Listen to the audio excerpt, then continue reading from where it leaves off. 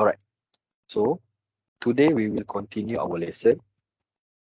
Okay, so today we will learn about how to manage changes and disruptive innovation. Okay, so innovation is one of the drive. Okay, one of the factor that drive business forward. Okay, so one of the factor that drive business forward is innovation. So without innovation, we will not have new business opportunity. Okay, so through innovation, we can explore new opportunity. Okay, we can also explore new market. Okay, for us to tap. Okay, so we can explore new markets. Okay, so how we want to manage. Okay, because if you are unable to manage your innovation, okay, so even though you have a good innovation, okay, maybe you will left behind by your competitor. So your competitor are one step or two step uh, ahead of you. Okay, so you have to understand how to manage disruptive innovation. Okay, innovation, because the innovation is that, okay, other than drive your business forward, it also can disrupt your business activities. For example, your maybe your competitor find a new technology that can give better performance for their product. Okay, so now you have to tackle how to beat the new innovation from your competitors. Okay, so the innovation now becomes a disruption for your business operation. So you have to tackle. Okay, so you have to know how to tackle this problem, how to manage this problem. Okay.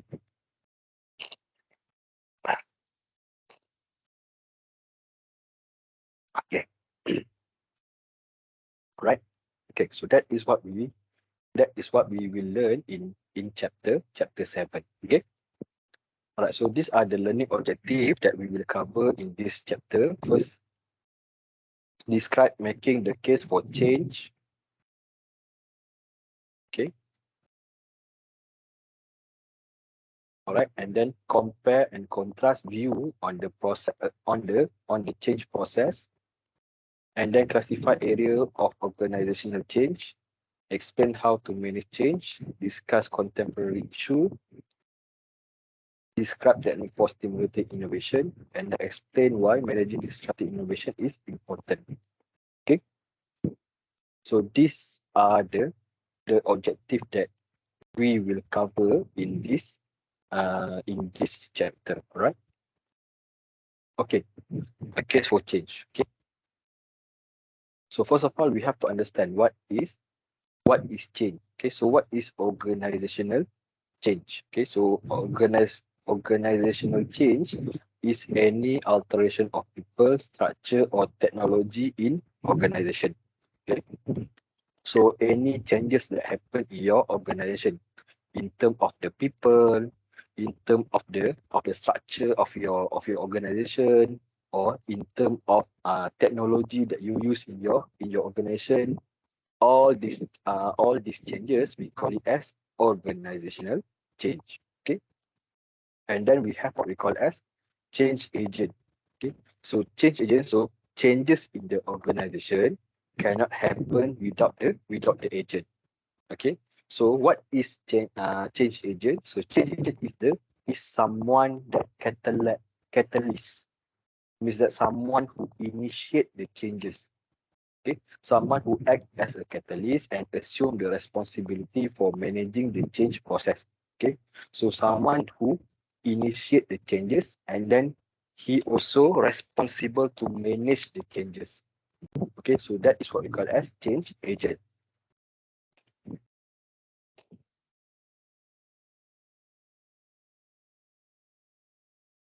Okay,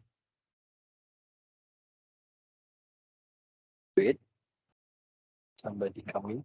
Oh, sorry, mistake. Wait.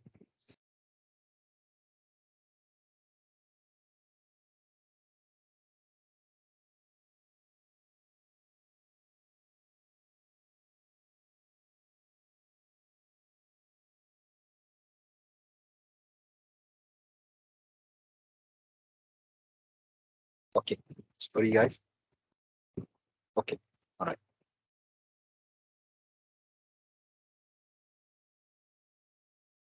Is there any? Oh,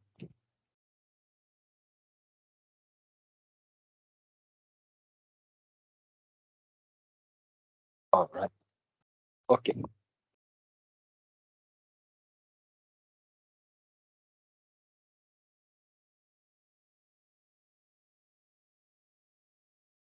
okay, all right. So that is okay. Sorry guys. Okay, so that is change agent. Okay, so change agent is someone who act as a catalyst. Okay, who act as a catalyst to initiate the changes.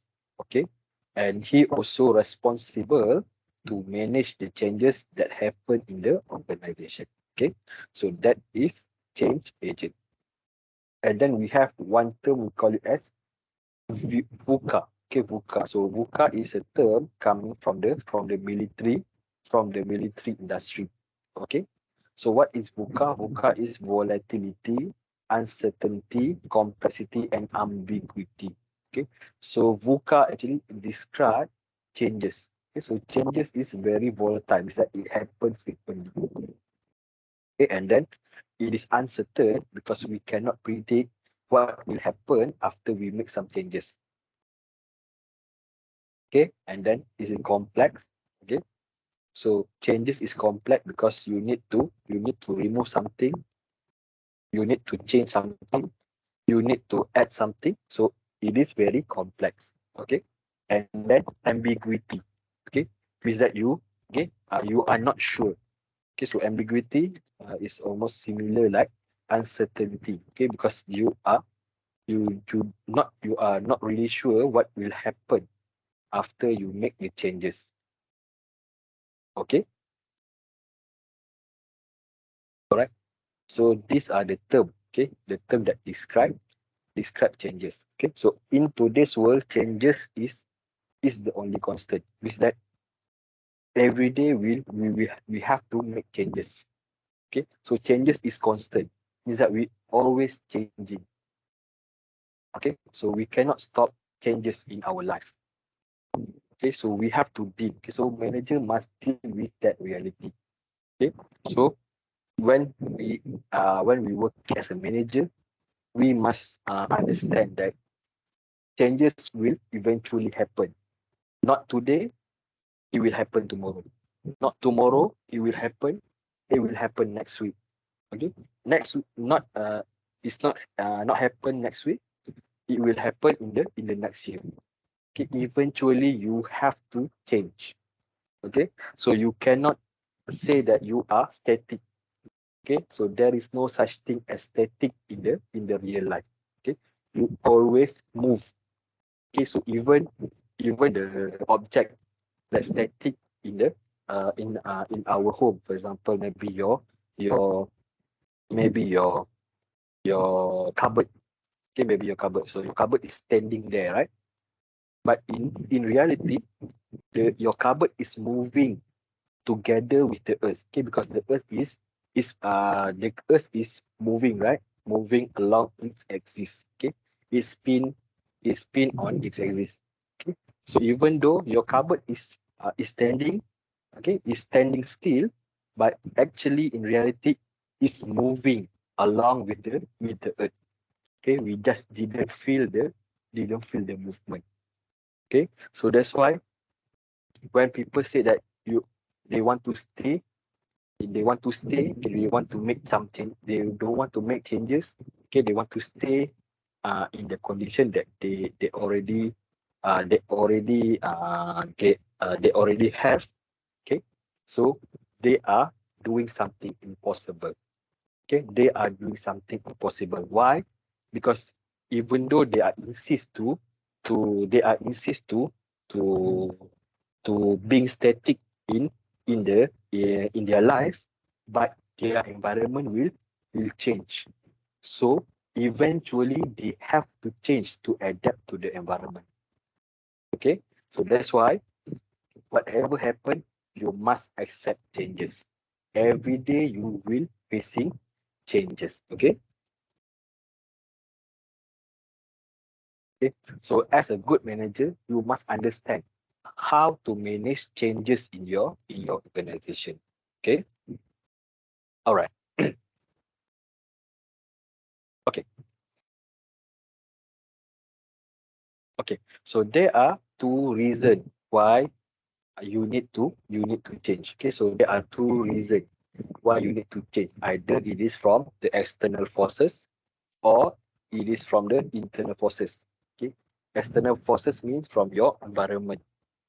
Okay, internal forces means from within your organization. Okay, for example, external forces, customer needs and wants. Okay, so we already know that whatever people want in the market is always changing. So today people want to wear t-shirt, white t-shirt. Okay, so today people want to buy white t-shirt. Tomorrow they want to buy red t-shirt. Okay, because it is Chinese New Year. Okay, and then the next day they want to buy green t-shirt. Okay, because maybe it is a holiday. Okay, they want to go for holiday. Okay, so the need and the wants of your customer is always changing. Okay, so these are the first reason why you need to make changes in your organization. And then the next process is new government law. Okay, so any law that uh, that being announced by the government, then you have to make some changes to your business operation, either small or big. Okay, either big changes or small changes. Okay, and then technology. So as time progress, the technology becomes mature. Okay, now instead of using cutting edge technology, now your technology become a mature technology. So now it's not the cutting edge technology anymore. It's the mature technology. Means that it's already been years used. Okay, the technology already been years in development. Okay, so it's already matured. Okay, so it's not the new technology anymore. Okay, so technology always changing. Okay, especially now the current pace of technology the current pace of technology changing is very fast. Okay, so if you cannot accept the changes in the technology, then you will be left behind. Okay, and then lastly, and then the last external forces that can force your organization to change is the economy itself. Okay, how well the economy. Okay, so if the economy is going down, what you should do. Okay, if economy is recovered, how you should take opportunity. Okay, so the economy itself will influence how you will act in your organization. Okay, so there will be changes in your organization operation. Okay, all right, so that is external forces coming from your environment. Okay, and then we have internal forces. Okay, for example, a new organizational strategy. Okay, so maybe you changing your top management. Okay, so the old top management cannot.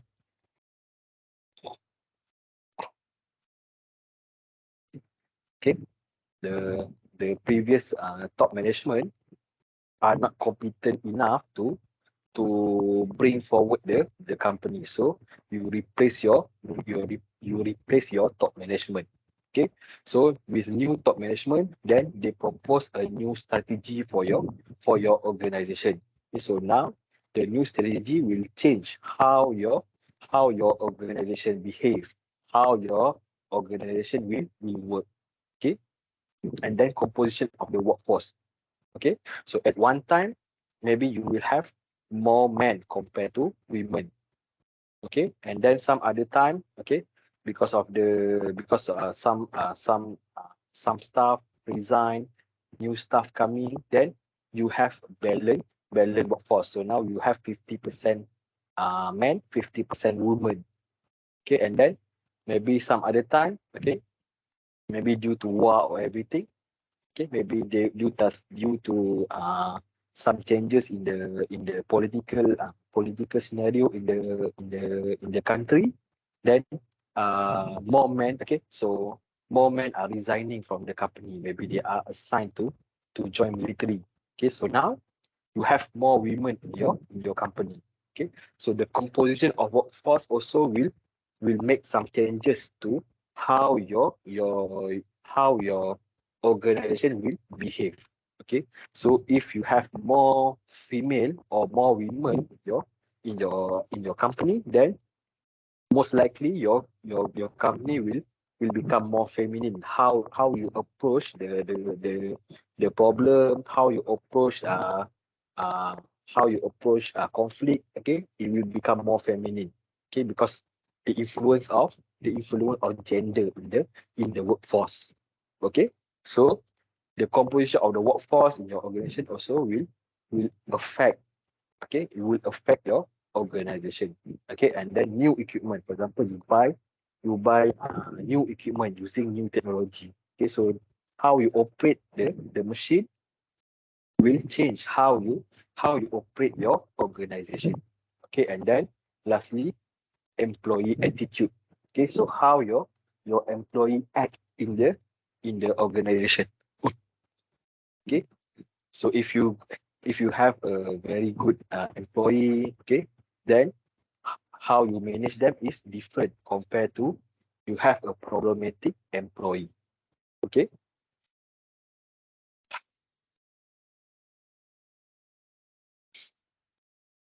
okay. So this one, okay, this one is similar. Okay, so external forces for change, for example, consumer need and want, new governmental law, technology and economy. Okay, and then internal forces for change, for example, new organizational strategy, composition of workforce, new equipment, and employee attitude. So I already explained previously. Okay. Okay. Okay. Let's take a 5 minute break. I let me drink some water first, then we will continue back. Okay.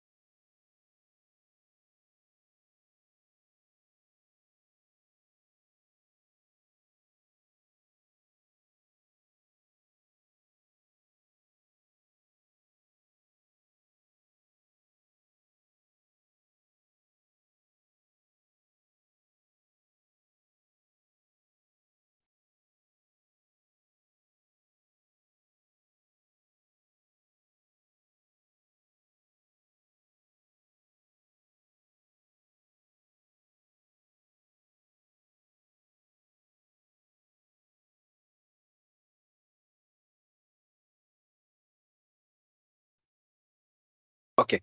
All right. So let's continue, guys. Oops, sorry. Okay. So let's continue.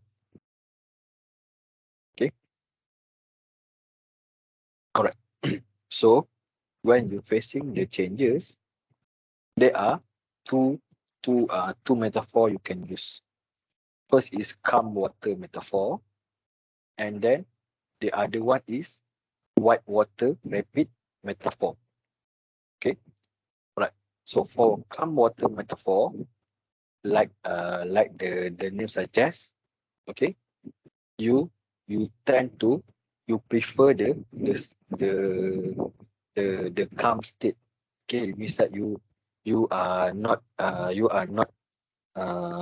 comfortable with rapid changes. Okay, so you like your changes come batches. Okay, you like your changes become in batches. Is that one changes happen, okay, and then you have a calm period, okay, and then you plan for the next changes, okay, then you make the changes happen, okay, and then you have the next calm period, okay, so that is calm water metaphor, okay.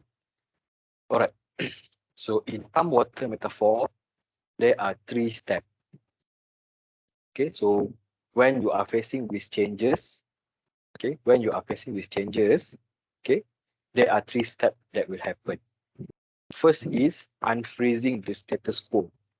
Okay, so means that you make changes. Okay, you start to push for the changes. Okay, so means that you try to unfreeze the calm water. Okay, so instead of cup, maybe you create a ripple in the water. Okay, you want to initiate the movement of the water. Okay, you want to initiate the changes in your organization. Okay, so you start to give driving force to push for changes. Okay, so you suggest to your management maybe, okay, and then you write a petition. Okay, you try to gain support from the you try to gain support from the employee, okay, to make changes. Okay, so you try to initiate the changes. Okay, so that is the first stage in calm water metaphor, unfreezing the status quo. Okay, you start to push for the changes. Okay, and then the second stage is changing to the new state. Okay, means that you start to make the changes. So after you successfully make the movement to the changes, then you start to implement the changes. Okay, you start to implement the changes, and then lastly you have to refreeze. You have to refreezing to make the changes permanent. Okay, so what is refreezing? Means that you try to make the changes a habit. Okay, so for example, maybe previously your lunch hour is 1 to 2, for example. Okay, and then maybe you get a feedback from your employee. They said, oh, they don't want to have meal 1 to 2 anymore. They want to they want to have from 12:30 to 1:30, for example. They want to make it earlier 30 minutes. Okay, so once you make the changes, so once you push these changes to your management and then you success, then you make the changes. Now you have to make the changes a habit. Okay, you want to make the changes permanent. Okay, so this is the last stage in calm water metaphor. You want to refreeze the water so that the changes is permanent. Okay, all right. So these are the three stages of calm water metaphor. Okay, so this figure illustrate the changes in calm water metaphor. Okay, so starting you have for example your current situation in your organization is a triangle. Okay, so now you want to make changes. So first of all, you have to unfreeze the shape first. Okay? You have to unfreeze the status quo first. Okay, so once you're done with unfreezing the status quo, then you can start to do the changes. Okay, and then after you're done with your changes, you have to refreeze the shape so that it will maintain to the new shape, which is circle. Okay, if you're not maintaining, if you are not refreezing the if you are not refreezing the changes, then there is a chances that the change will revert back to the original status quo. Okay, so this is what we call as calm water metaphor. Okay, okay, and then we have what we call as white water rapid metaphor. Okay, so white water rapid metaphor is similar like how river is flowing. Okay, so if you see a river, okay, especially on the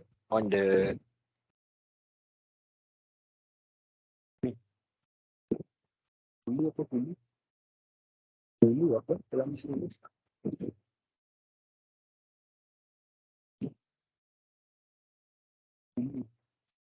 hulu hulu hulu.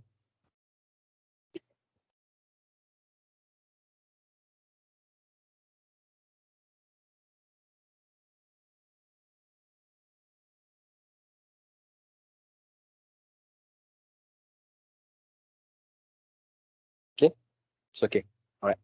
Sorry guys. Okay. Okay, so what metaphor? Okay, so for white water rapid metaphor is similar like how a rapid river water flow. Okay, so when we have a rapid river, okay, when we have a river with a very okay, all right. So when we have a river, especially on the upstream, okay, so when the river come from the mountain, okay, the flow is very high, okay, it's very rapid, okay, all right, until it creates what we call as white water, okay, because the water is bubble up so much that the water becomes white, okay, because of the bubble. Okay, so this is what we call as white water. Okay, so when we see white water, it means that the water is flowing very rapidly. Okay, so similar with the with this metaphor, when we talk about white water rapid metaphor, it means that the changes happen in the organization is very rapid. Okay, it's very rapid and very unpredictable. Chances to if you have chances to go for white water raft, okay, so the flow of the river is very unpredictable. The flow of the river is very fast, one, and then at the same time it is very unpredictable. Okay, so sometimes maybe because of the rock on the bottom, suddenly you have a whirlpool there. Okay, so it will push your raft to the other edge. Okay, to the other side. Okay, so you have to control your you have to control you have to control your raft very carefully. Okay, so compared to calm water metaphor, uh, white water white water metaphor, they they use their perspective is the changes is very fast. Okay, in white water metaphor, the changes happen in the organization is very fast and very unpredictable. Okay, so that's why you as a manager, you have to adapt to this kind of environment. Okay, so in white water rapid metaphor, the lack of environmental stability and predictability requires that manager and organization continually adapt and manage changes actively to survive. Okay, so in whitewater metaphor, okay, they they imagine that the changes is very fast. Okay, means that the changes will come one after another, one after another. You don't have time to wait. Okay, so you have to be on the pace of the changes. Okay, you cannot left behind. Okay, you cannot walk behind the changes. You have to walk together with the changes. Okay, so you have to walk fast. Okay, together with the changes. Okay, and then the changes also is very unpredictable. Okay, so you have to adapt to the changes very rapidly. Okay, so that you can survive the situation.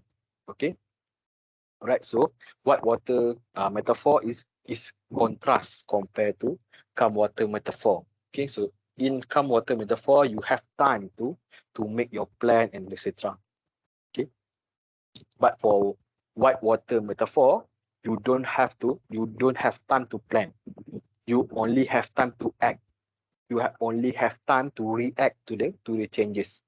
Okay, so you have to in this kind of situation, in this kind of environment, okay, you need to use your experience, you need to use your knowledge to navigate your organization so that it can survive the situation. Okay, all right. So that is a two perspective on how organization view changes in their organization. Okay, all right.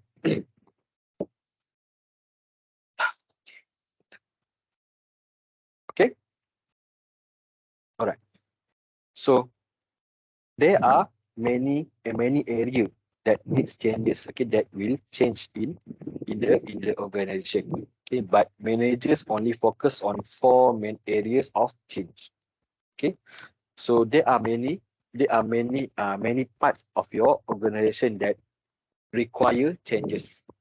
But as a manager, you only focus on four major areas. Okay, what is the major area? First is strategy. Okay, modifying the approach to success. Okay, so how you want to adapt to the environment? Okay, you have to modify your strategy. Okay, so the first area that manager will focus is on the business strategy. Okay, and then the second one is the structure. Okay, either it is your organization structure, or is it your work structure, or is it your procedure structure, or is it your reporting structure? So any structure that you have in your organization. Okay, so these are the second area where the manager will have to focus when they are facing with changes. Okay, and then the third area is technology. Okay, so modifying process or equipment. Okay, so technology means that how you do the work. Okay, how you do the work. So the technology. Okay, the technology are changing. Okay, so previously we are using pen and uh, pen and paper to write, to take note and etc. Okay, and then we have typewriter. Okay, and then we have computer to assist us. Okay, nowadays we have tablet, we have a smartphone. So instead of using a bulky PC, a bulky computer to do work, now we can bring our computer in our pocket. Okay, and I'm sure that in the future, people are people will people don't need to bring their handphone anymore. Okay, so we will have a better technology to communicate. Sorry. Okay, we will have better technology to communicate, to do work, okay, to make work faster. Okay, so the technology will become advanced and advanced. Okay, and then how we do the job also will change according to the technology itself. Okay, and then next one is people. Okay,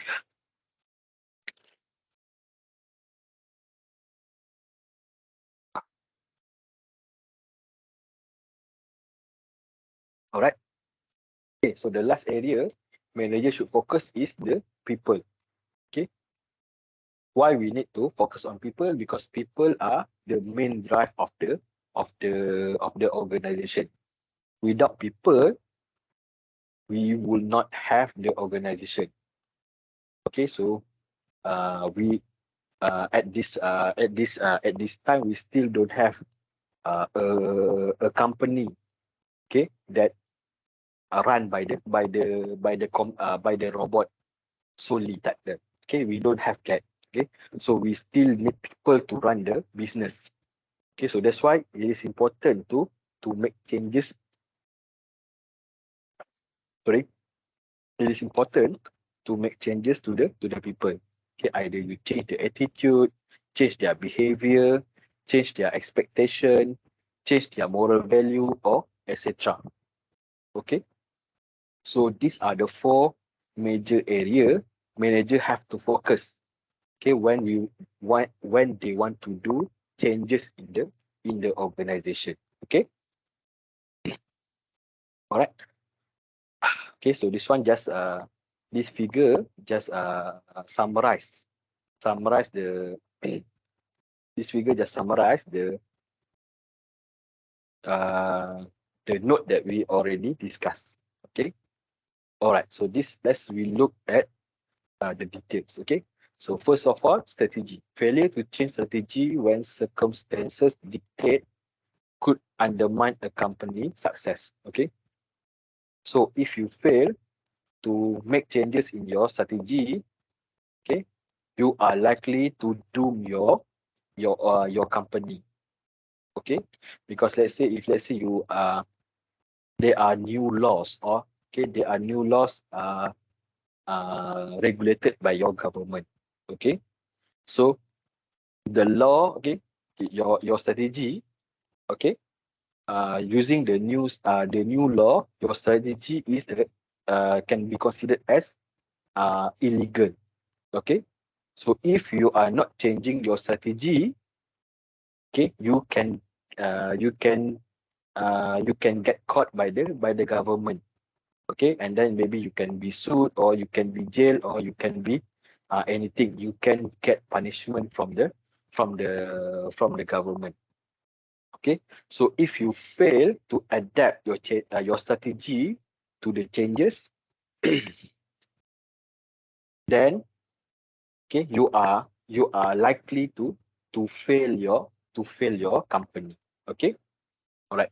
And then competition can dictate a change in strategy. Okay, so your competitor also can dictate any changes in your business strategy. Okay, for example, if you have one competitor, okay, your strategy is different compared to when you have 10 competitors. Okay, so when you have more competitors, you have to use other type of strategy to tackle the competitor problem, compared to when you only have one competitor. Okay, so different strategy again needs for different situation.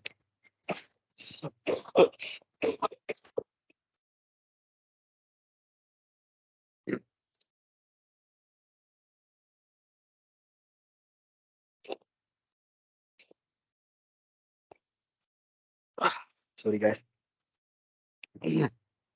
Sorry everyone. Okay, right. So organization that don't recognize the need to change strategy may not survive in long run. Okay, so if you cannot adapt your strategy to the changes in your environment, it is most likely that your company cannot maintain. Okay, you cannot maintain your company for a long time. Okay, so you have to remember that. Okay, okay. Next is structure. Okay,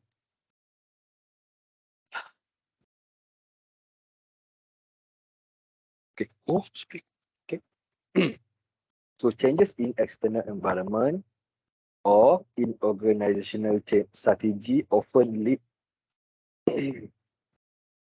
Okay, so changes in external environment or in organizational strategy often lead to changes in organizational structure.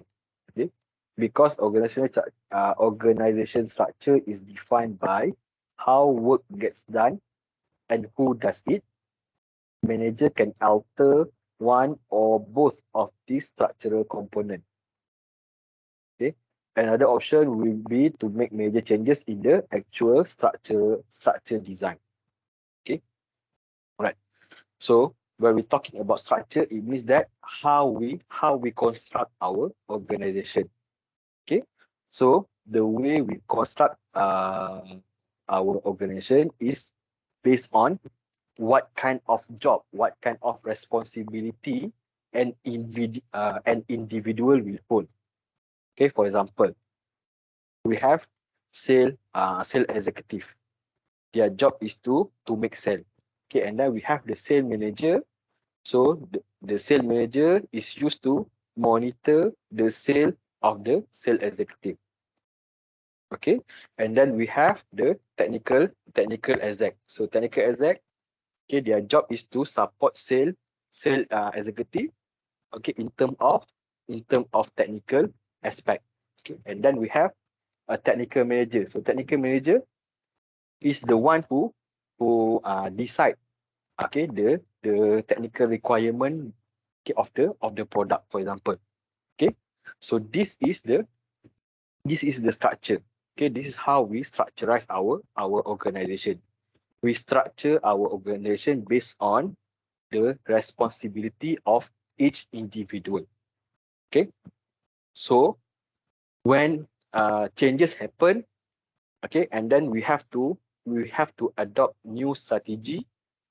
Okay, so most likely the responsibility of the individual will change.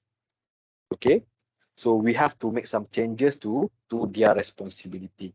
Okay, so what happens is when we change the responsibility of the individual, okay, most likely their position in the organization structure also will change.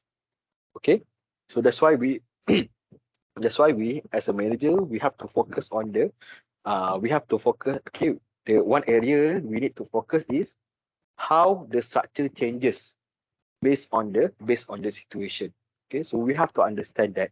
Okay, so we have to understand how we can change the structure of the organization, of our organization, so that we can do the job much better. Okay, we can perform the job much better. Okay, because of the changes. Okay, so that is the second area, okay, that a manager should focus, which is the organization structure. All right, and then the next one is the technology. Technology means new equipment, tool, or method. Okay, so technology means how we do the job.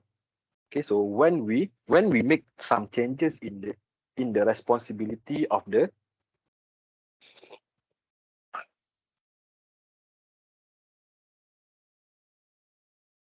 okay, so when we make some changes in the responsibility of the individual in the company, it means that how they do the job also will change. Okay, maybe now instead of doing it manually, they have to change to digital. Okay, they have to change to social media. They have to change from work in office, now work from home.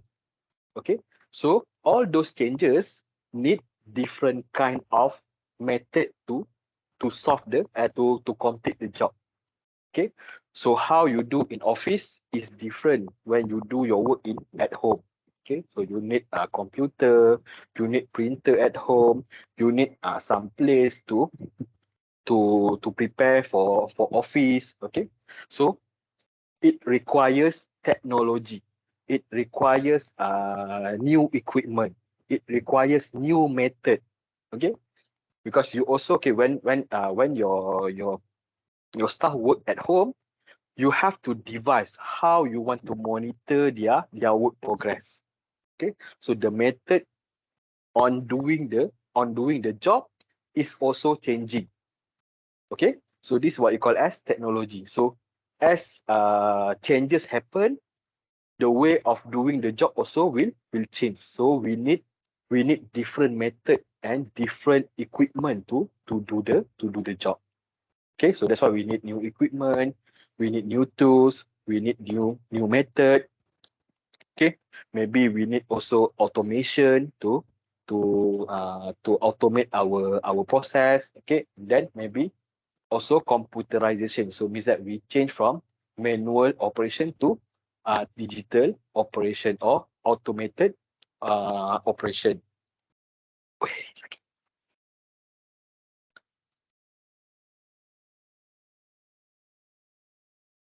Okay.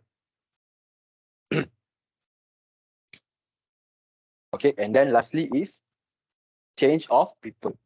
Okay, so when we have to change the way people doing the job, we also must change their behavior. Okay, because human being, they prefer to stay they prefer to stay at their comfort zone. They don't like changes. Okay, so when changes happen, they tend to reject, they tend to resist the changes. Okay, so as a manager,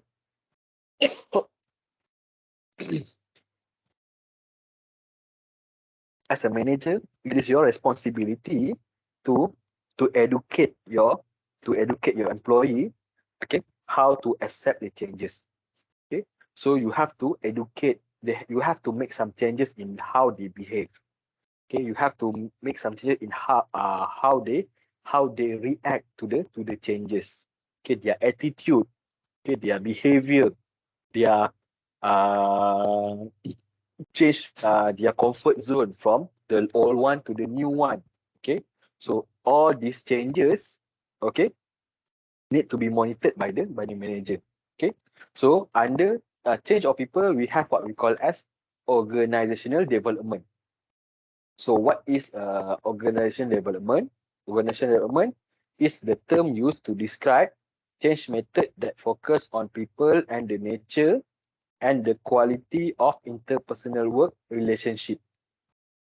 Okay, so manager need to recognize that some technique that work on US organization may not appropriate for organization or organizational division based on other countries. Okay, so to make changes to the people, we have what we call as organizational development. How we develop people in our organization. Okay, all right. So there are 5 techniques.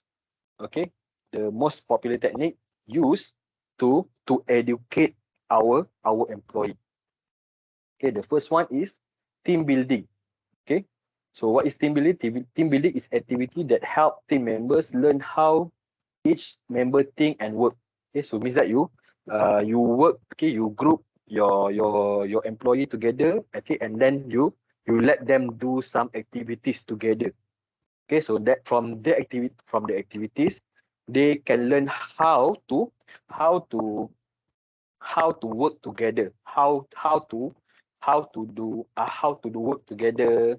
They can learn teamwork, they can learn leadership, and etc. And then they also can learn how to adapt with the changes. Okay, because every person is different, right? So different people will have different type of working preferences. Okay, so when they work together, they in the team, you will have different type of working preferences. Okay, so how you want to tackle each of your team members. Okay, so that is what we call as that's how you train your employee on how to manage changes in their workplace. Okay, and then intergroup development, changing the attitude, stereotype, and perception that work group have about each other. Okay, so first you let them work in the group. Okay, and then you exchange. Okay, so you let 2 or 3 group working together. So why we need to do that? Because we want them to mingle around.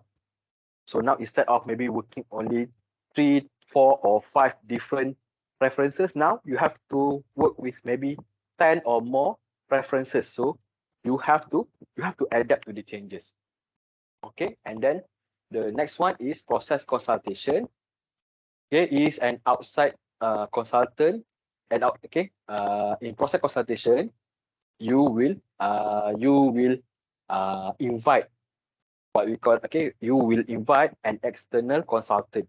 Okay, so what the consultant do? So the consultant will help manager understand how interpersonal process are affecting the way work is being done. Okay, so you can also request for external party to assess you. Okay, sorry, to assist you on how to manage changes. Okay, in terms of people. Okay, so you can ask help from the external parties.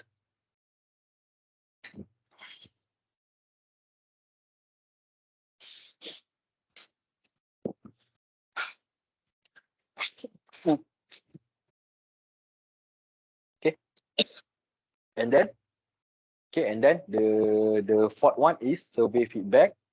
Okay, so survey feedback is a technique for assessing attitude and perception, identifying discrepancy in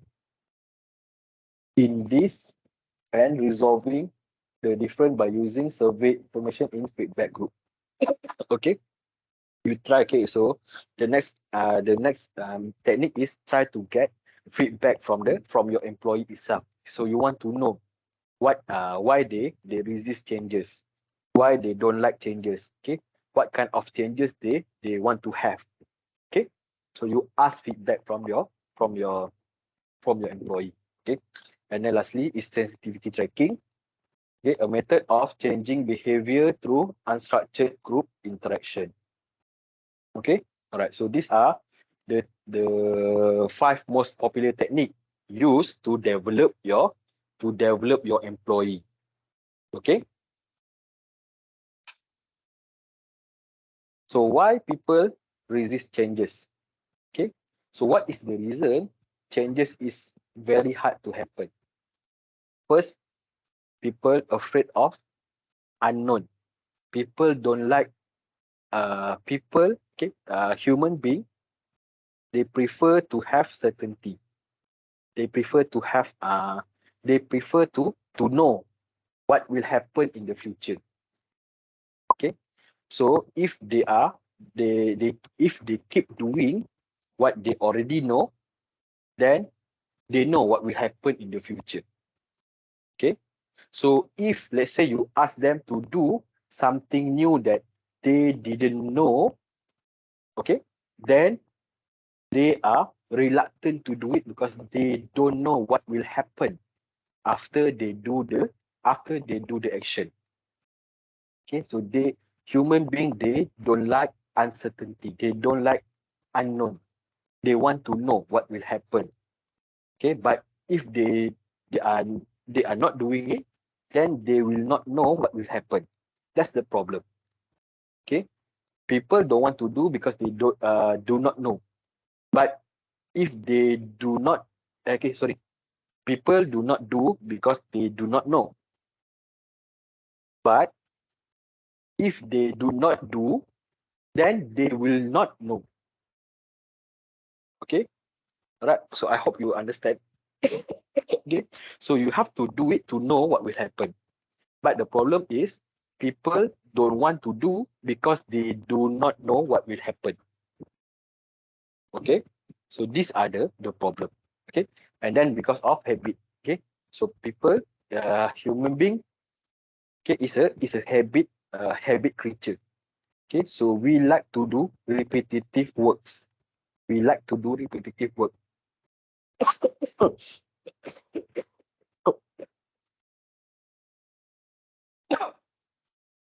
Okay, we like to do repetitive works. Okay, so we do not like something that is out of the normal.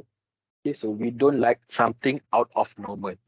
Okay, from what they already do. Okay, and that fear of loss.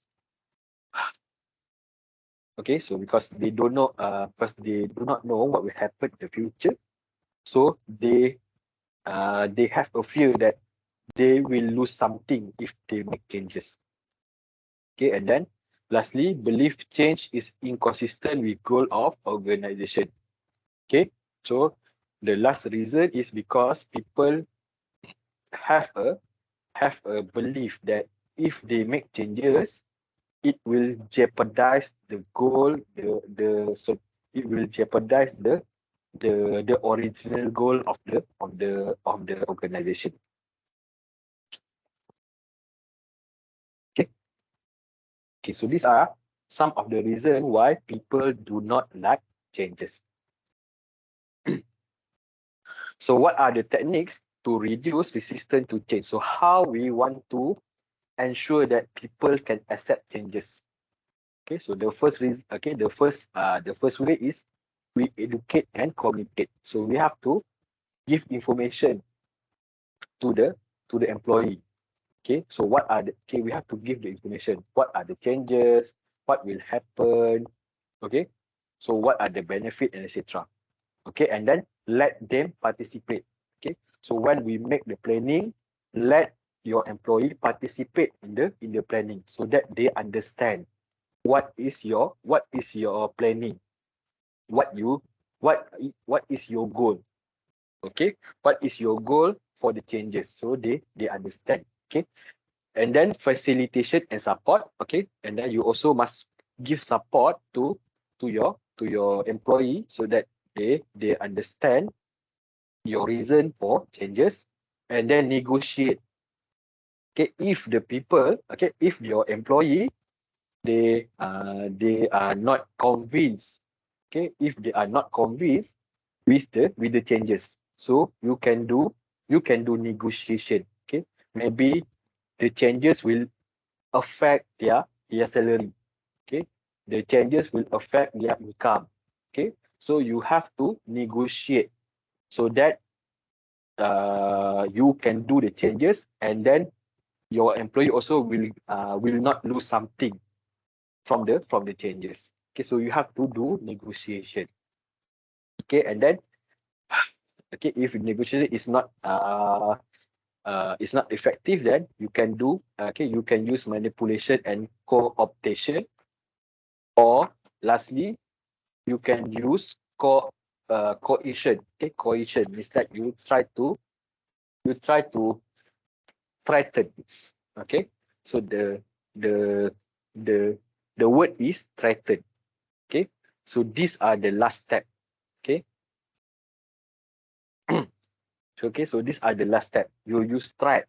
Okay, you threaten your employee. For example, you threat. Okay, like what Elon Musk do. Okay, like if you still remember last month, Elon Musk give the ultimatum to their employee. Either they come back to work in office or find another job. So that is coercion. That is threatening. Okay, so that is threatening. Okay, so that is the technique. Okay, that is one of the technique to reduce resistance, to let people accept the changes. But that is the last step. Okay, so please do not use threaten. Okay, please do not use threat as your first move. Okay, only use it on the last as your last resort action. Okay, all right. I'm sorry, I'm a bit slow today because I'm not very very I'm not very well. Okay, all right. Okay, so let me take some breath. Let me drink some water first before we continue our lesson. Okay.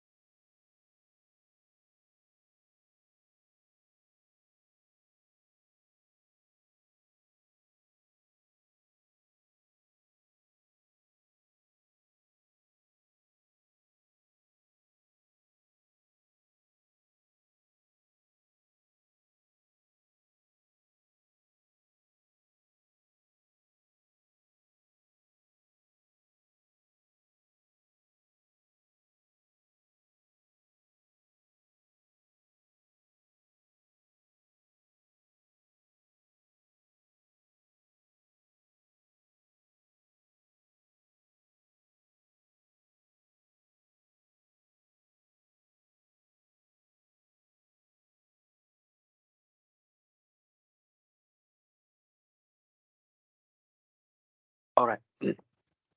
Okay. Sorry, guys. So let's continue. Okay. So this table show you the technique to reduce resistance to change. Okay. When it is used, okay, the advantage of the technique and the disadvantage of the technique. Okay, so for example, education and communication, okay, it is used when resistance is due to misinformation. Okay, so it can clear up with misunderstanding, but it may not work when mutual trust and credibility are lacking. Okay, okay, and then next technique is participation, used when resistors have expertise to make a contribution. It means that your employee has expertise, okay, in making plan for the changes. Okay, so the advantage of letting your employee to participate in the planning is increased involvement and acceptance. But the problem is it is time consuming and has potential for poor solution. Okay, and then the next technique, facilitation and support, used when resistors are fearful and anxiety ridden. Okay, can advantage can facilitate needed adjustment, but the problem is it is expensive and no guarantee of success. Okay, and then next is negotiation. Happen when resistance come from a powerful group. Okay, the advantage you can buy their commitment. Okay, is that you buy their agreement. Okay, you let them agree because you give them something. Okay, the disadvantage, okay, it is potentially high cost and then open door for others to apply pressure to. Okay, and then manipulation and co-optation used when a powerful group endorsement is needed. Okay, so this technique is inexpensive and it is an easy way to gain support, but it can backfire and causing change agent to lose credibility. Okay, so when you manipulate people, okay, when people find out that you are manipulating them, your credibility will be going down. Okay, and then lastly, coercion or threatening. Okay, used when a powerful group endorsement is needed. Okay, so similarly, it is inexpensive and easy way to get support, but the problem is it is illegal. Okay, so it's not ethical to threat people. Okay, and then it may undermine change agent credibility. Okay, so people will look okay, people people people respect to you will drop, okay, because you threaten them. Okay, all right. So these are the technique you can use to lower resistance to changes. But okay, and then when you can use it, okay, their advantage and also their disadvantage. Okay, all right. And then changing organization culture. The fact that organization culture is made up of relatively stable and permanent characteristics tend to make it very resistant to change. However, culture can be changed even if the process is difficult.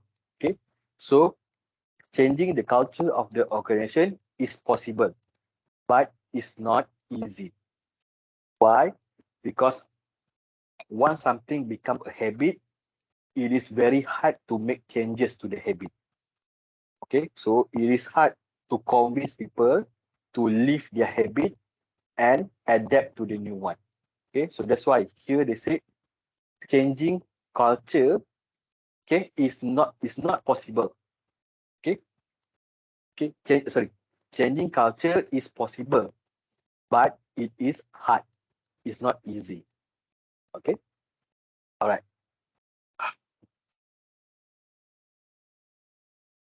Okay, so that is about changing the organizational culture. Okay, next is understanding the situational factor. So what favorable condition facilitate cultural changes. Okay, all right. So what are the reasons that you want to change your culture? Okay, so the first reason you want to change your organization culture is due to dramatic crisis that occur. Okay, so there is a very critical crisis happen in your organization. Okay, and then as you going through the crisis, the culture of the organization also changing. Okay, because you make some changes there, here and there. Okay, then uh, uh, subconsciously the way people perceive the culture in the organization also change. Okay, so it becomes the reason why the culture of your organization change. Okay,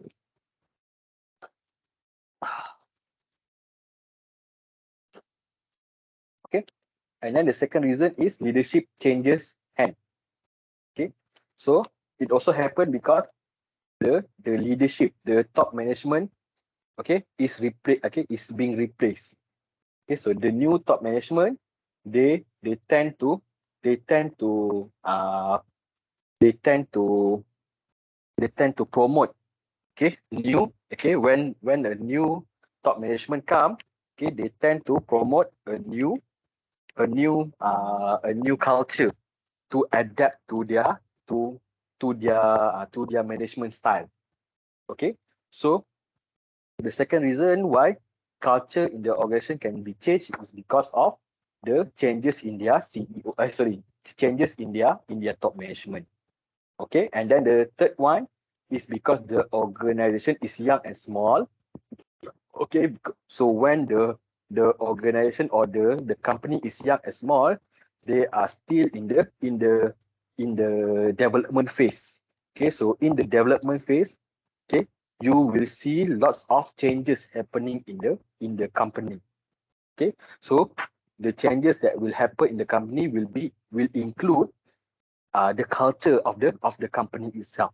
Okay, so culture of the company is one of the thing that will change during the development phase of the company. Okay, and then the last reason is because the current culture is weak. Okay, so when problem have coming, okay, the problem will cause the culture to change. Okay, because people, okay, so now you have to we have to adapt to the we have to adapt to uh, we have to face the problem. Okay, so now we have to use different because the current culture is weak. Okay, the value is not strong enough to counter the problem. So we have to adapt a new value. Okay, so we have to adapt a new value to combat the problem. So as time goes by, when people are getting familiar with the new value, then eventually the new value will replace the old value. Okay, and then the new value will become the new culture in the company. Okay, okay,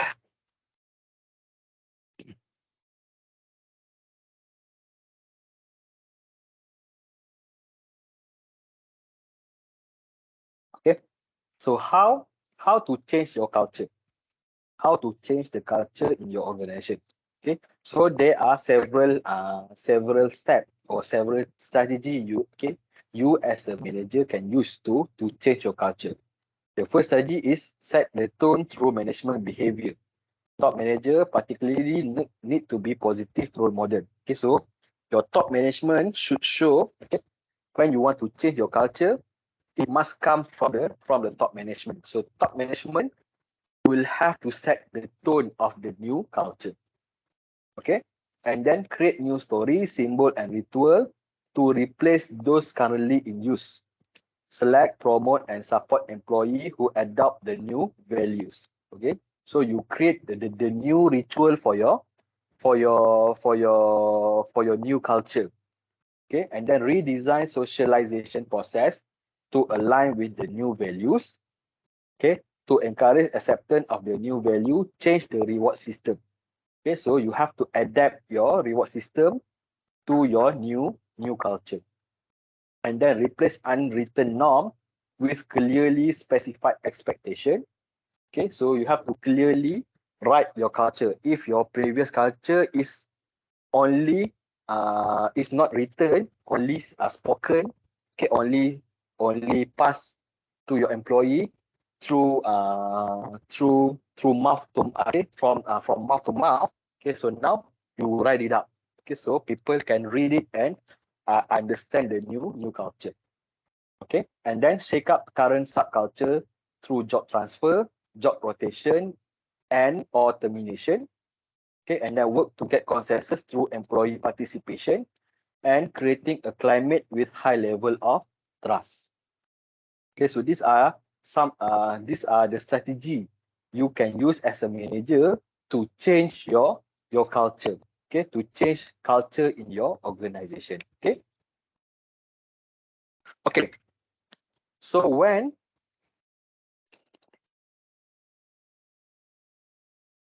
facing with changes, it will create stress to the. Okay, so when facing with changes, facing with problem, facing with something unpredictable, okay, something unknown, it will create stress. Okay, all right. So when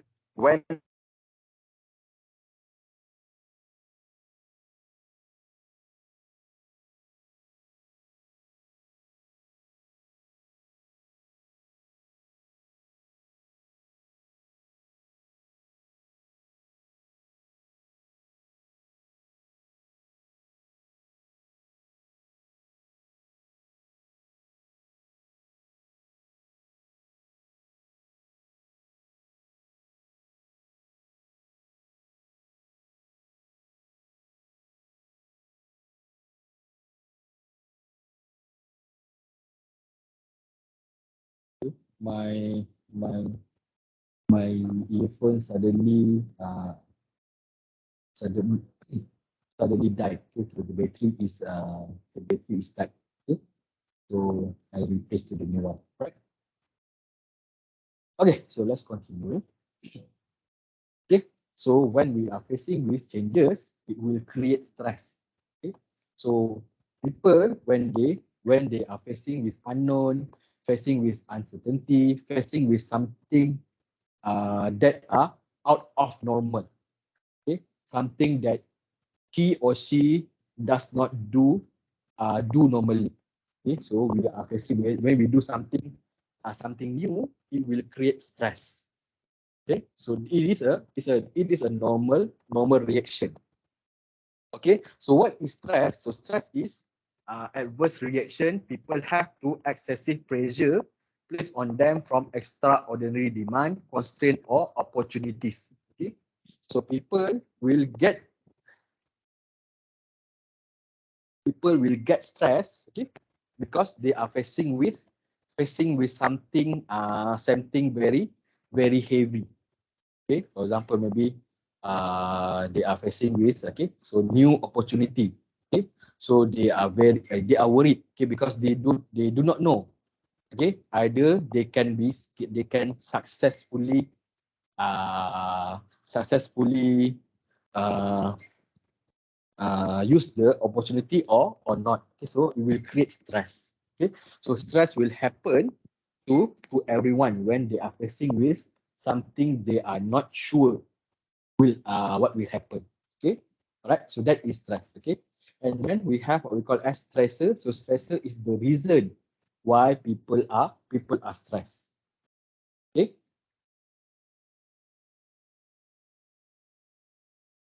all right. So what are the reason? Okay, what are the stressor to the people, to the human being? What are the reason people get stressed? First is task demand. Okay, maybe for example, maybe the task is very hard. For example, you ask your employee to move 10 container. in a day. Okay, normally they will do only 2. Okay, normally they will do only 2. Okay, that is the capacity. That is the normal capacity. So now you want them to move 5 times bigger. Okay, you want to move 5 times. Okay, 5 times the amount they move currently. Okay, means that you want, instead of moving 2 container, now you ask them to move 10 10 crates. Okay, so 10 container. Okay, all right. So you want them to move more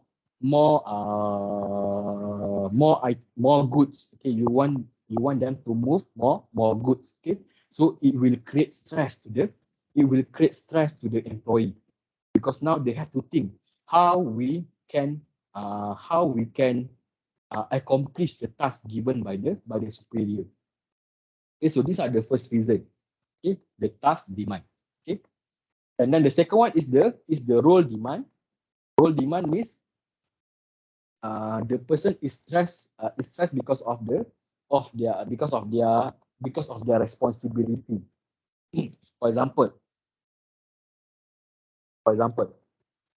your task is to manage. Okay, your responsibility as a manager is to manage 25 workers. So 25 workers, okay, so 25 people, they have different personality. They have their own personality. They have their own belief. They have their own behavior. Okay, so it's not easy to manage 25 different personality in one time. Okay, so your role as the manager to manage 25 workers under you sometimes can be stressful. Okay, especially if there are some conflict or some argument between the employee. Okay, so that is the second reason.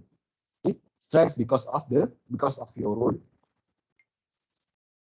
Okay, so and then the role demand can be divided into three categories. First is the role conflict. Maybe your role is similar with similar with your partner. Okay, the problem is you don't know who should take the job. For example, your boss give you one job. Okay, so I give you this job. Okay, so now you two now you both of you, okay, you do the job. Okay, so now you have to decide who will in charge of the job. Okay, because the job requires one people only. Okay, so you have to decide who will do the job. Okay, so it will create conflicts.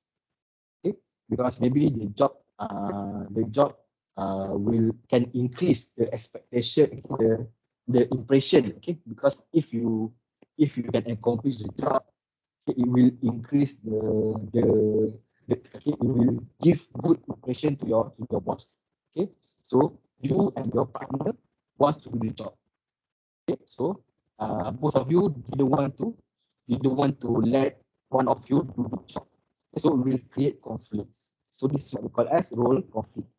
Okay, and then role overload.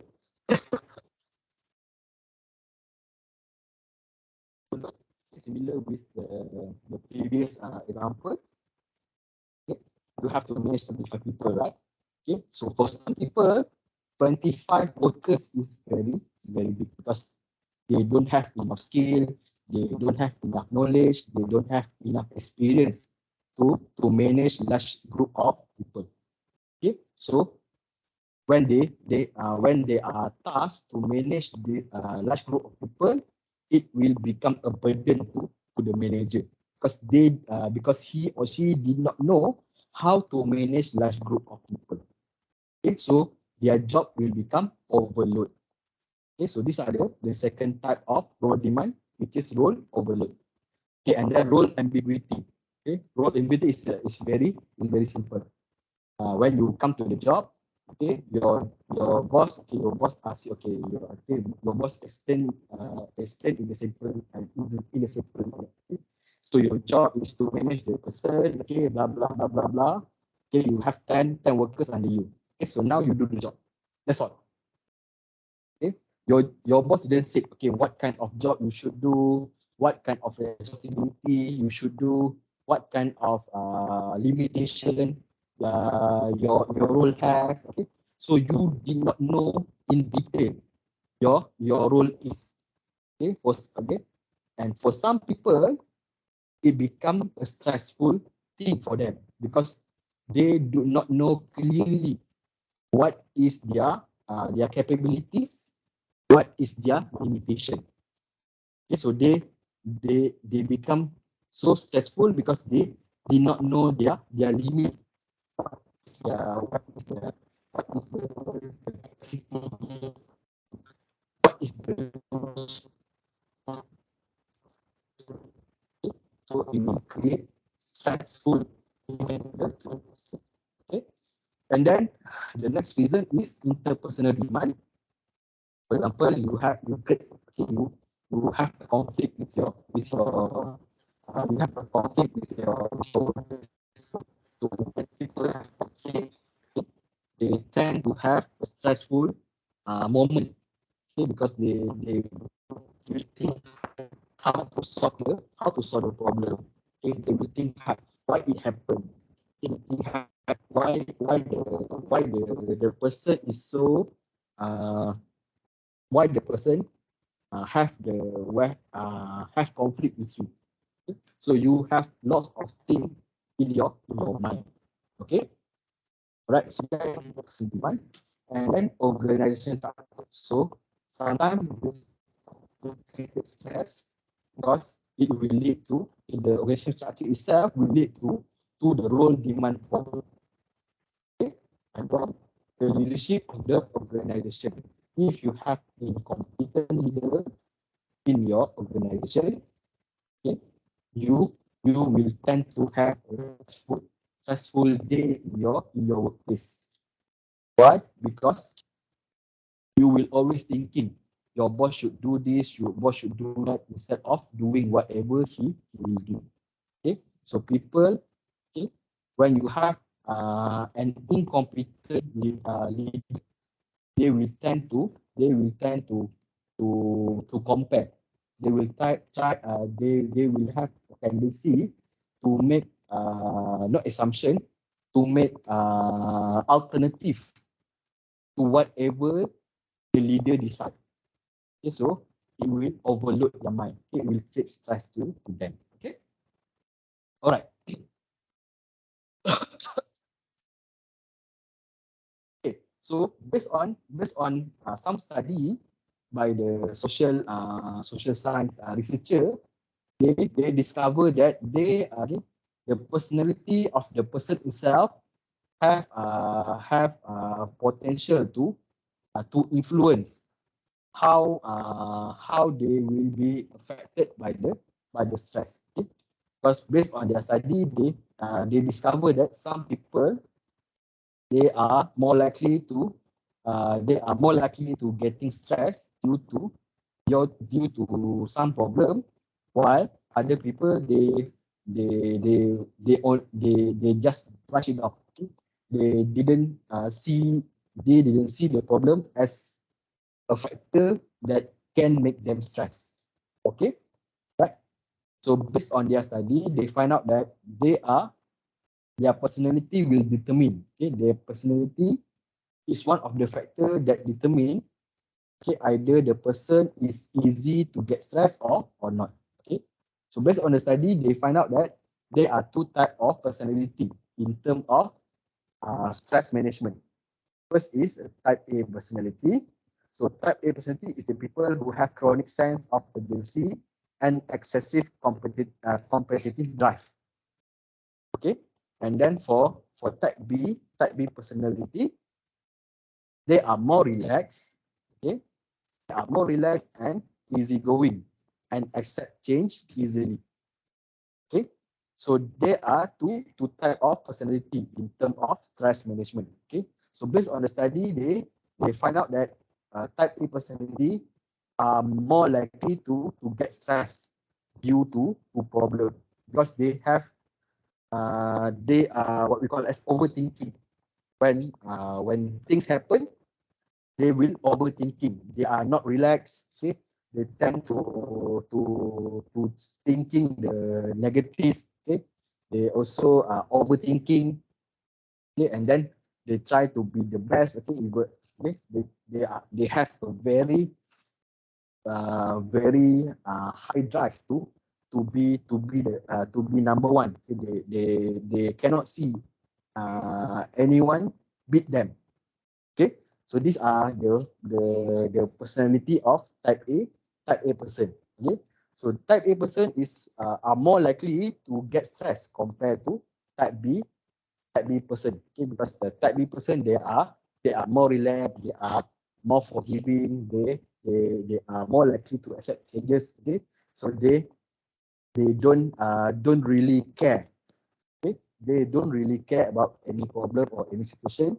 Okay, so that they are stress free. Okay, they are they are less likely to get stressed from any problem or any situation. Okay, all right. All right, so what is the symptom of stress? Okay, so we already learned why people get stressed. Okay, and then we also learn the personality of the person can influence their their stress management, how well they can accept the stress. Okay, and then we want to know what is the symptom of stress. Sorry. So what is the symptom of stress? So there are three type of symptom we can see. First is in term of physical.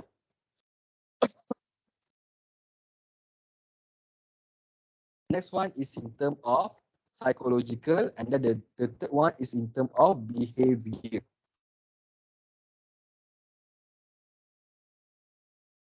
Okay, so in term of physical, we can see this. We can see people are stressed. Okay, when we can see there are changes in their metabolism. Okay, we can see that their heart rate increase. Okay, and then their breathing also become shorter, faster and shorter. Okay, right, and then their pressure also increase. They have headache and have potential getting heart attacks. Okay, so these are the physical symptoms of stressful person. Okay, and then in terms of psychological, okay, they have lots of dissatisfaction, especially on the job related on the job related one. Okay, the person also is a tension one, anxiety, is the irritability, irrit irritability, and then boredom and procrastination. So these are the psychological effect of stress.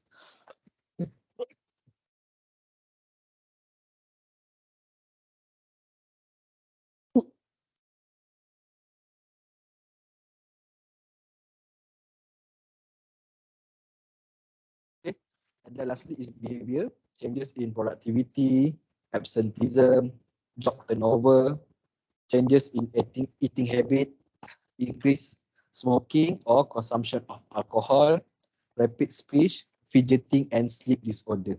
Okay, so all these are the symptoms when people have stress in their life. Okay. Okay. Okay. So, all right. So how we can reduce the effect of stress? So how we can reduce our stress? Okay. The first step, the first one is realistic job preview during selection. Okay, so as a manager, when you when you when you want to when you want to interview people, okay, so you should give a real job description of the position. Okay, don't just put the pretty one on the job description. You should describe the job as real as possible, so as realistic as possible, so that when people are considering the job, they know what they will face on. Okay, what they will what they will face during the what they will face in the workplace. Okay, and then you make a performance planning program. Okay, make sure that you plan your performance your performance program. So how what is the KPI? Okay, and then how the employee can achieve the KPI. What kind of training you should give to the employee so that they can achieve the KPI. Okay, so you plan their development so that they can achieve the performance that you want. Okay, and then the third the third step. Okay, you can reduce stress among your employees by redesign the job itself. Okay, so some job, okay, they it will create stress to the job itself will create stress to the employee. For example, okay, the job is to maybe to okay, for example, the job is you have to climb a high tower. So the job itself is a risky one. Okay, and then it also can create stress. Okay, it also will create stress because people will get anxiety. Okay, people will become afraid, okay, when they going to the high place. Okay, so the job nature itself, okay, can create stress. Okay, so you have to design the job so that you can reduce the stress. Okay, you have to ask, okay, you have to hire people to go to climb the high tower. You want to install a telecommunication device on top of the tower. Okay, because your company is a communication company. Okay, so you don't have a choice, but you can design the job so that it can reduce it can, okay, you can design the job so that it can reduce the stressful the stress, okay, of your employee. Okay, maybe you give them flexible working hours. Okay, and then maybe working only 4 days a week. Okay, all right, as long as the job is done, you can work 4 days a week. Okay, give them more free time, more holidays, so that they can relax at home, for example. Okay, so you have to design the job. So you have to redesign the job. Okay, and then lastly, addressing personal stress. For example, you give counseling to the employee. Okay, and then maybe you let them join time management program.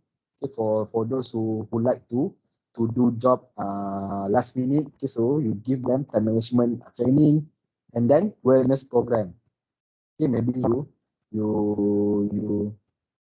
you do some exercise activity. For example, maybe jogging, maybe family day, okay, maybe what we call it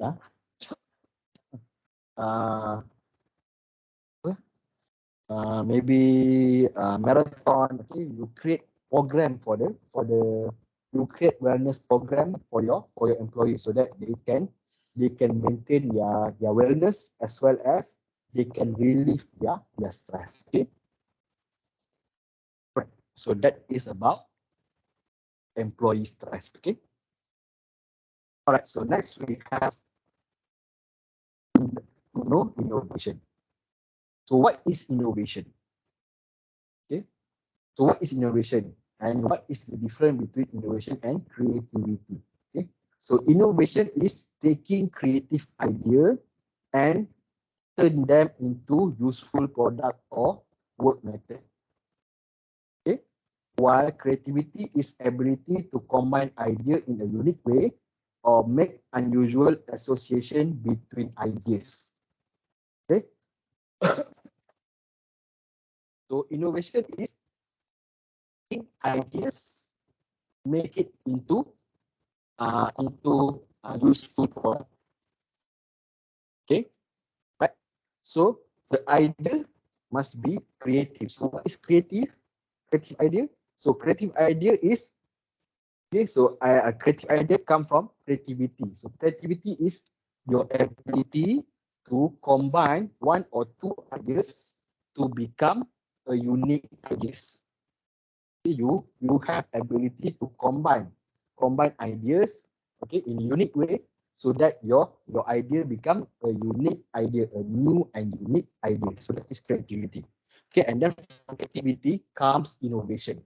So innovation is you take the creative idea that you create from your creativity, okay, and then you turn your idea into something useful.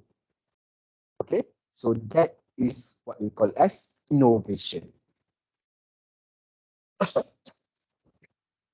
So stimulating and nurturing innovation. So an environment that stimulate innovation include three variables. Okay, organization structure, culture, and human resource practice. Okay, so like I said before in the early of this chapter, business was driven by innovation. Okay, because innovation, find new ways to how to do things, find new market new market for new product, okay? Find new what do you call it? Find new not specification. Find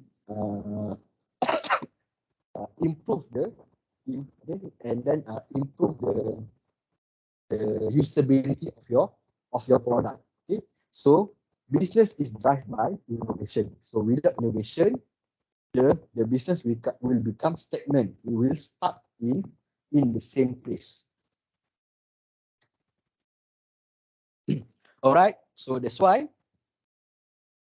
company, organization or company, they like to culture. They like to nurture the innovation inside their business, inside their organization.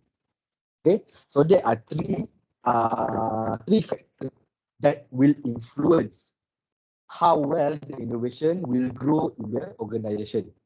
Okay, first is the structure of the organization itself.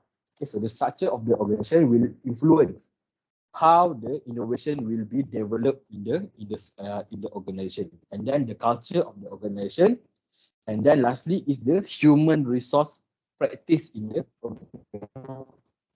Okay, okay, all right. So this figure show you the three factors or three variables that will influence how well innovation can be nurtured in your organization. Okay, so you have your structure, your human resource, and your culture. Okay, so we will talk more, okay, in the next slide. Okay, all right. So let's talk about the structure first. Okay. Oh, sorry.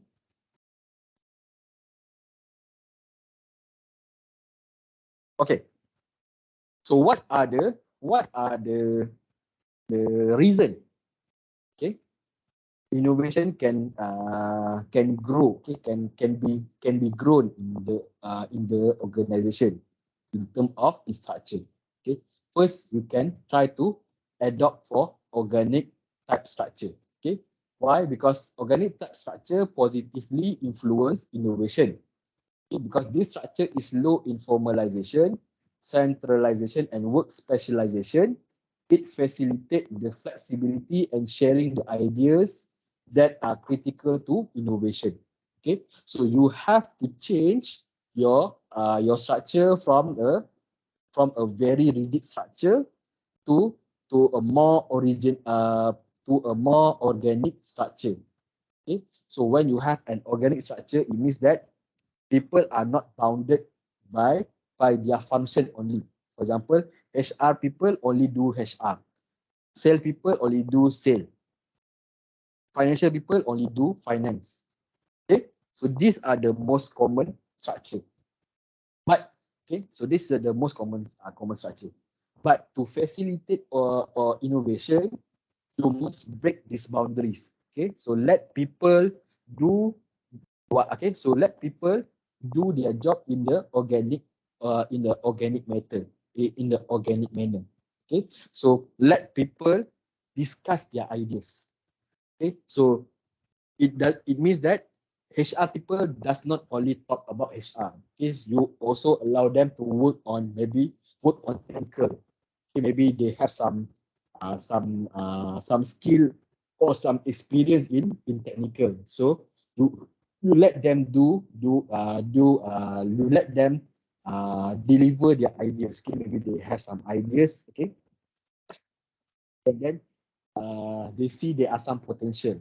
Okay, for a rigid structured organization, they will not entertain this kind of ideas, because for them it is absurd, it is ridiculous to accept technical ideas from a HR personnel. Okay, for them it is ridiculous. But if you want to nurture innovation in your organization, you must let freedom happen in your organization. Okay, so you can let some freedom happen in your organization, so that people can share their ideas, okay, around, so they are not bounded to their role only. Okay, they have some freedom to express themselves. Okay, and then the second one is abundant resources. Okay, availability of plentiful resources provide a key building block for innovation. So innovation needs lot of resources. Okay, you need lots of time, you need lots of energy, you need lots of materials to produce the prototype. Okay, so you need lots of resources. Okay, so if you do not have resources, then maybe you can limit your innovation. You try to limit your innovation. Maybe you do maybe one or two only, focus on the most critical one instead of going wide. Okay, so you have to limit your innovation based on your resources. Okay, and then the third one, high inter-unit communication. So frequent communication between organizational unit helps break down barriers to innovation. Cross-functional team, task force, and other such organizational design facilitate interaction across department line and are widely used in innovative organization. Okay, so again, so this one is similar with the point number one. So when you have organic structure, okay, when we give freedom for everyone to express themselves, okay, so you also must allow interdepartment interaction. So instead of HR people with HR people only, so now you have to let HR people with technical people work together. HR people with financial people work together. HR people, technical people, and financial people work together. Okay, so you will have to let interaction between department happen, not only because of the job, but because of other things. Okay, so to brainstorm, to think alternative and etc. Okay, and then the fourth one, okay, you also must give minimal time pressure. Okay, so innovative organization try to minimize extreme time pressure on creative activities, despite the demand of water rapid environment. Although time pressure may spur people to work harder and make them feel more creative, studies show that it actually costs them to be less. Okay, so when you want to nurture innovation, you have to understand that innovation takes time. Okay, you need to take your time to find the best idea. Okay, and then you need to take time to turn the best idea into useful product. Okay, so innovation process is not easy, it's not it's not cheap, and it's not fast. It is time consuming, it is very costly, and it is very energy it is an energy sink. Okay, so you need time, you need energy, you need resources to run the innovation organization. Okay, and then lastly, work and non-work support. Okay, so study has shown that employees' creative performance has enhanced when organization structure explicitly supported creativity. Beneficial kind of support including things such as encouragement, open communication, readiness to listen, and useful feedback. Okay. All right. So the last one is you as the manager, you as the you as a part of the management, you should support the activities. Okay, the activities of innovation. You should support the innovation activities. Okay, because without your support, okay, the innovation will not grow in your organization. Okay, so you need to give encouragement.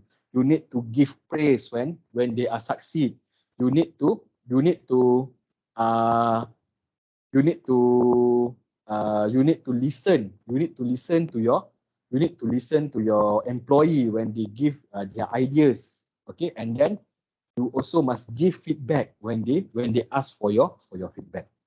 Okay, so that is on the structural variable, on the structure of the organization itself.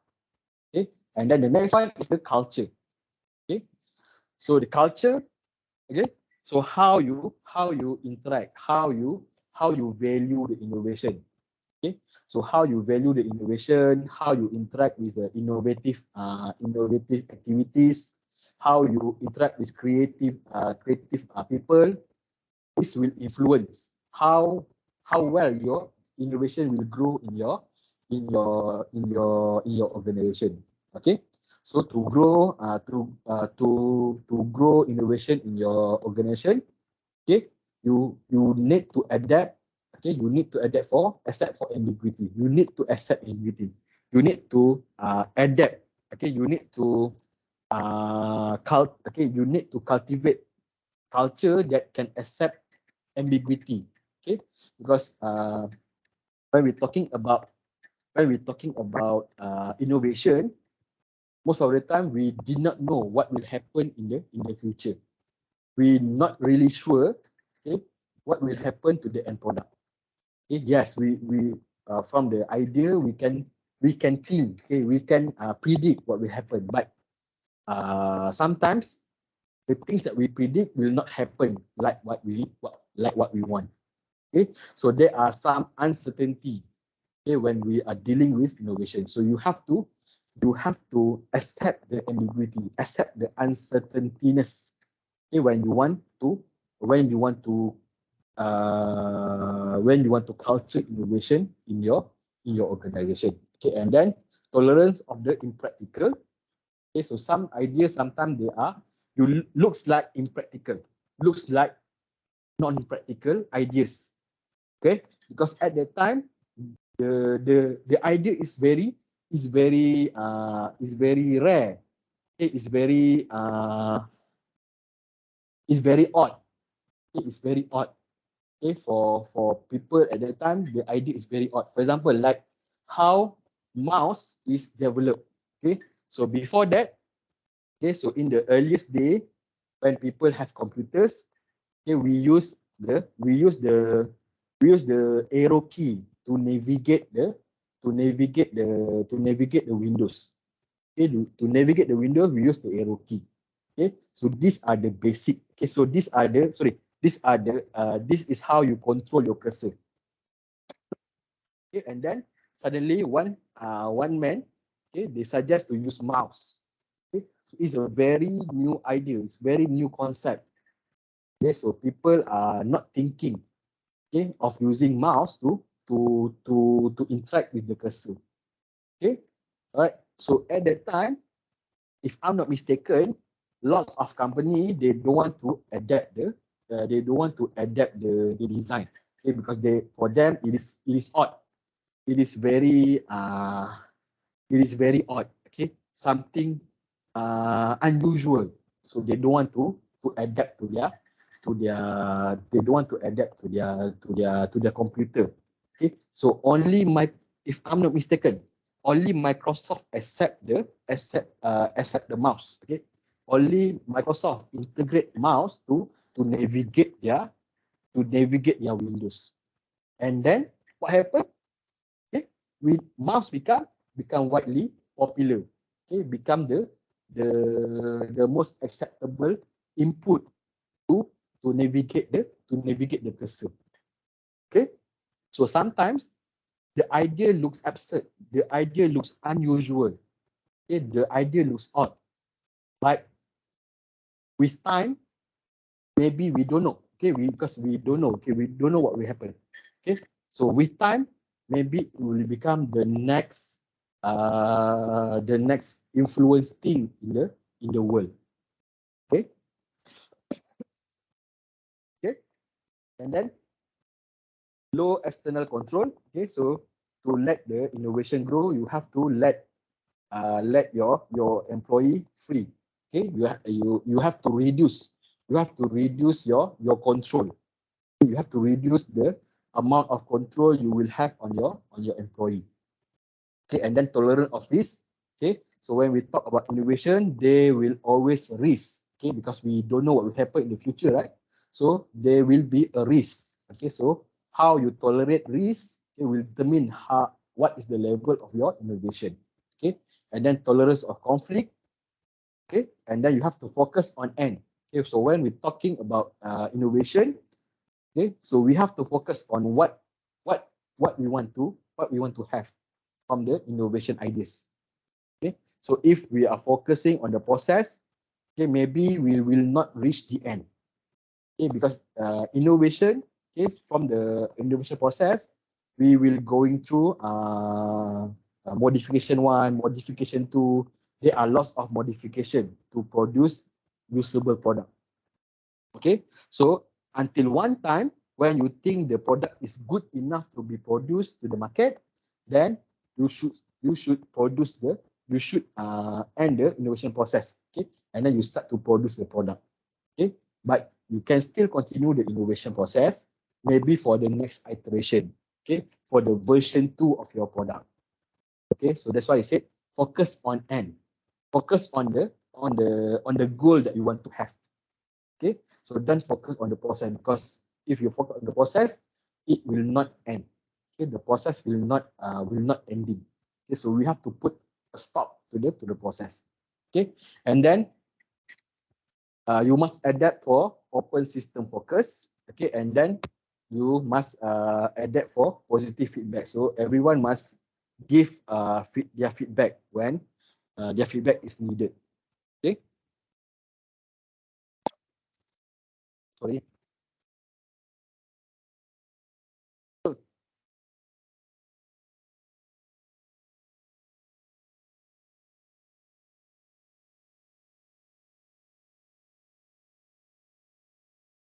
Okay, sorry guys. Okay, and then lastly is okay. So the last variable is human resource variable. So in this category, we find that innovative organizations actively promote the training and development of their members so their knowledge remain current, offer their employee high job security to reduce the fear of getting fired for making mistake, encourage individual to become ideal champion. Okay, so in terms of human resource, you also must give support.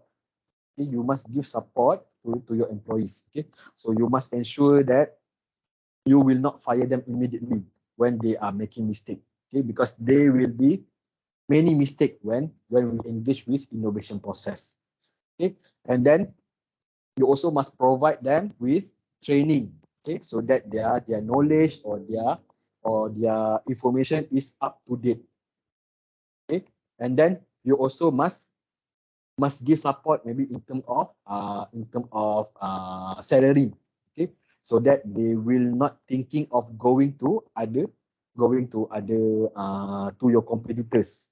Okay, so if you let innovative workers, okay, innovative employee going to your employee, going to your competitors, okay, most likely your your competitors will develop better product from what you have.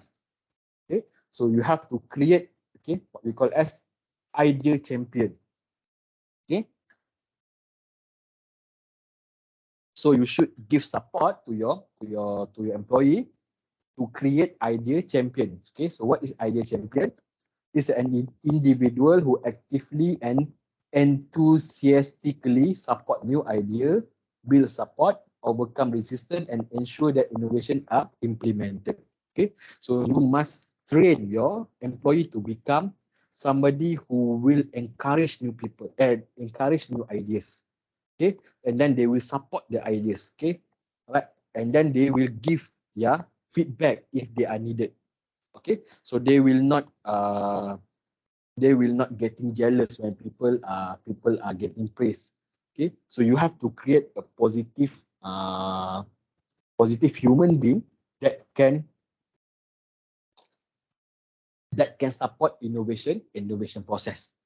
Okay, all right. So, and then how to stimulate innovation? Innovation is the foundation of many of world's most successful organizations. The top 5 innovative firms are Apple, Netflix, Square, Tencent, and Amazon. So how do managers stimulate innovation?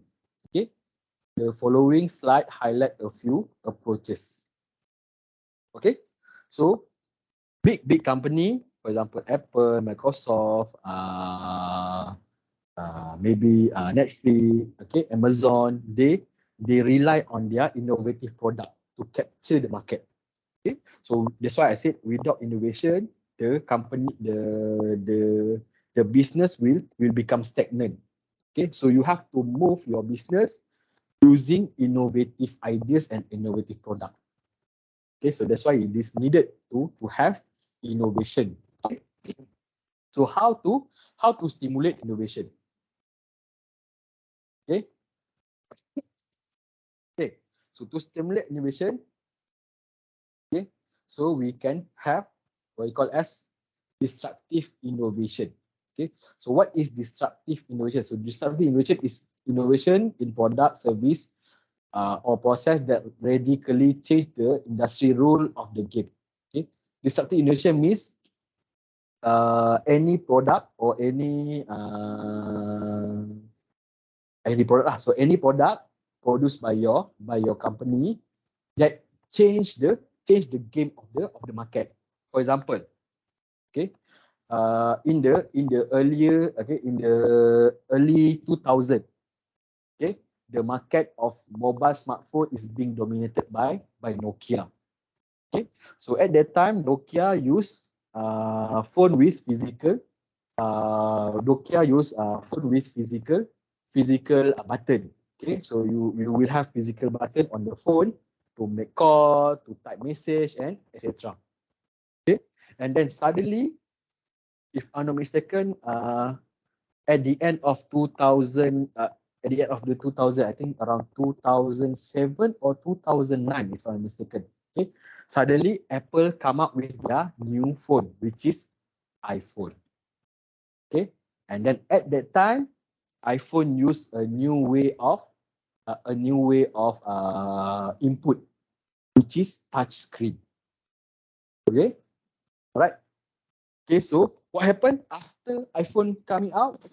Okay, it only takes 2 years, okay, for other computer to use touchscreen for their smartphone. That is what we call as disruptive innovation. So instead of using physical button like what Nokia already did for last 10 years like that, suddenly iPhone coming, okay, in 2 years, okay, everyone are using touch screen. Okay, so now there is no need for physical button anymore. So this is what we call as disruptive innovation. Okay, an innovation that disrupt the game, that change the game totally. Okay, so it's change from, okay, for example, in the case of Apple iPhone, okay, it changed from it make changes from a physical button to fully touchscreen smartphone. Okay, so it's a breakthrough. Okay, it's a disruptive, what you call as disruptive innovation. Okay, so that is disruptive innovation. Okay, and then we have another type of this innovation. We call it as sustaining innovation. So sustaining innovation is what happened right now.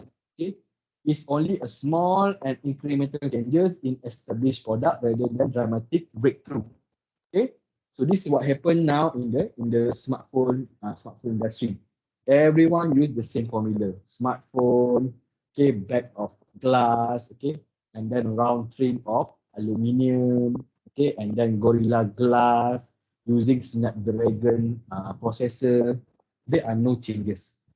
The only changes is the type of processor used, the number of RAM changes, okay, the type of material used. That's all. Okay, there are no big changes to the current smartphone industry right now.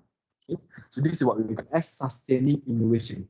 They're just maintaining the innovation while making some changes to the innovation. There are no big changes to the smartphone nowadays. Okay, this is what we call as disruptive and sustainable innovation. Okay, so these are the some or example of disruptive innovation, okay, in the innovator. Okay, for example, okay, we have compact disc, okay, and then the business was disrupted by Apple iTunes, okay, and then we have carbon paper business, okay, the disruptor is Xerox copy machine, okay, and then canvas tennis shoe, okay, disrupted by Nike athletic shoes, and so on. Okay, there are so many innovative disruptive example, okay, that you can read around. Okay,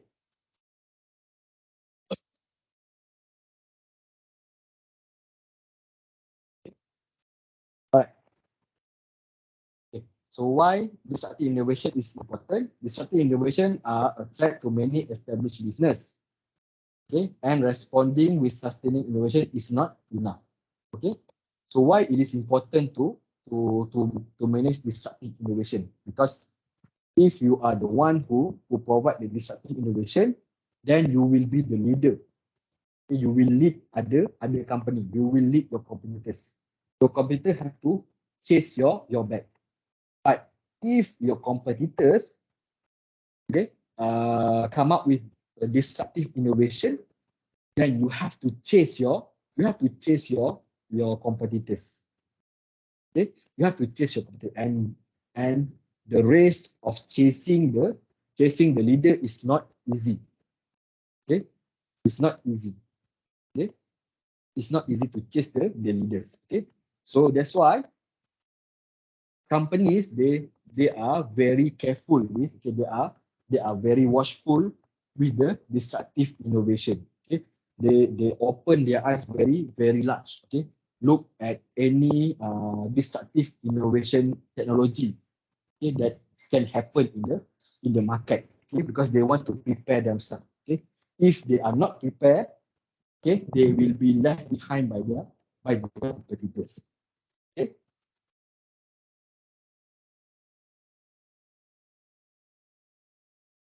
Okay, so who's vulnerable? Okay, so who's vulnerable to the to the to disruptive innovation? Okay, who is most likely to get impact? Okay, with the disruptive innovation. Okay, so large established and high profitable organization are most vulnerable to disruptive innovation because they have the most to lose and most vested in their current market and technology. Okay. So the leader of the current market will be the most impactful victim. Okay, when the disruptive innovation product comes to the market. Okay, so the largest the largest company in the market is the most vulnerable for the to the disruptive innovation product. Okay, right. And then the implication, okay, the implication to the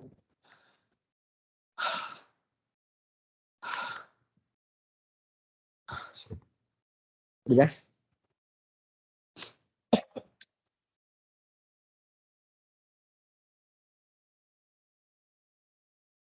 Okay, and then what is the implication of disruptive innovation?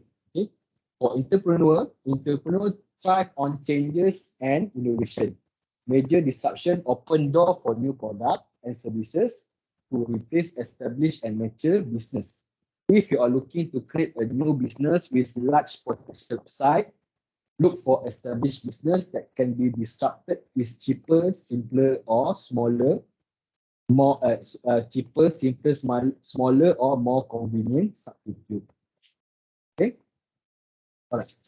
So for corporate manager, okay, with few exceptions, the only instance in which mainstream firm have successfully established a timely position in a disruptive technology were those in which the firm manager set up an autonomous organization charged with building a new and independent business around the disruptive technology. Okay, so for corporate manager, okay, for manager in the organization, okay, they can initiate to establish a group. We call it as skunk work group. Okay, so what is skunk work? Skunk work is a small group within a large organization give uh, given a high degree of autonomy and unhampered by corporate bureaucracy, whose mission is to develop a project primarily for the sake of radical innovation. Okay, so within the organization, we create what we call as secret R&D team. Okay, so their job is to create disruptive innovation product. Okay, their main target is to create disruptive innovation product. So they they will get full support from the management to do their work. Okay, they will not be disturbed by the management at all. Okay, so they have full autonomy. Okay, they have a high degree of autonomy to do their own work. Okay, and then for career planning, never get comfortable with single employer. Keep your skill current. You are responsible for your future. Don't assume your employer is going to be looking out for you looking out for your long-term interests. Take risks while you are young. Okay, so for career planning, please for your career planning, please look for better please look for better opportunity in your career. Okay, try not stay too long, okay, for one company. Try to diverse. Let's say you stay, okay, for example, okay, let's say you stay long enough in one company. Try to move from department to department. Try to move, so that you can improve your skills. Okay? So don't become a state, don't become a state, don't become static. Okay? Move yourself. Okay? If you cannot move yourself in the organization, then move yourself to other organization. Okay? So it will become a good investment for your future career. Okay. All right. Okay. So that's all for chapter number 7. Okay. Okay, I'm sorry guys, because of my health condition. Today I'm not very well. Okay, but I try my best to deliver my teaching today. Okay. So if you have any question you don't understand, please ask before we end our class today. Okay, is there any question guys before we end our class?